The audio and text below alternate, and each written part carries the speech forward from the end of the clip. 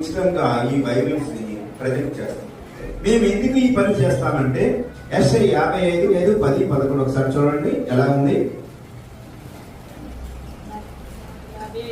55:10-11 మరలక తడిపి విత్తువానికి విత్తనమును భుజించువానికి ఆహారమును కలుగుటకై అది చిగిర్చి వర్తిల్లునట్లు చేయను. నా నోట నుండి వచ్చి వచనం కూడా అలాగా ఉండును. నిష్ఫలంగా నా యొద్దకు మరలగా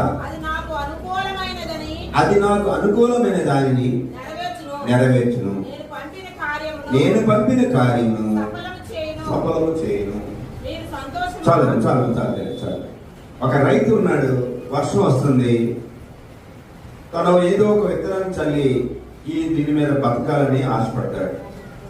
అతను విత్తనం చల్లాడు, భూమిని మెత్తగా చేశాడు, వర్షం వచ్చింది, విత్తనం చల్లాడు. ఒక విత్తనం అయి ఉండొచ్చు, లేదా గుప్పుతో చల్లిన అవి మొలిచి పెద్దయి, దాని నుంచి కాయలు, ధాన్యాలు, పండ్లు ఏమైనా వస్తాయి. నాకు విత్తనమే కావాలని కోరుకుంటాడా? కోరుకోడు కదా. అలాగే మన దైవజనుడు వాక్యాన్ని వెదజల్లితే అది ఏం చేయమంటారు? అది మీ హృదయానికి ఫలింప చేయడానికి, ఆ వాక్యాన్ని మీ హృదయాల్లో పుచ్చుకోవడానికి, మీ హృదయానికి తాగడానికి వాక్యాన్ని అందిస్తారు. ఆ వాక్యం ఏమవుతుంది? నా నోట నుండి వచనమును ఉండును, నా నోట నుండి వచనమును ఉండును, ఇది నిష్ఫలంగాను నా యొద్దకు తిరిగి మరలక. దైవజనుడి గారు వాక్యం తెలిస్తే అది తిరిగి నా యొద్దకు మరలకుండా అది ఏమవుతుంది? నాకు అనుకూలమైన దాన్ని నెరవేర్చును, నేను పంపిన కార్యము సఫలము చేయను.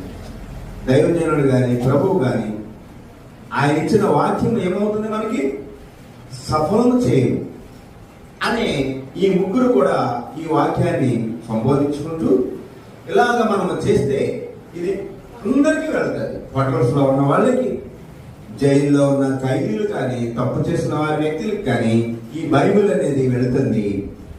ఇది చదువుతారు, వారిలో ఒక్కరైనా మారుతారు అని బైబిళ్ళు హాస్పిటల్స్ లోని, కాలేజెస్ లోని, నర్సింగ్ హోమ్లోని, పోలీసు వాళ్ళ చేతుల్లోని, మిలిటరీ వాళ్ళ చేతుల్లోని అందజేయడానికి ఈ బైబిల్ని ఉచితంగా మనము ఇస్తాం.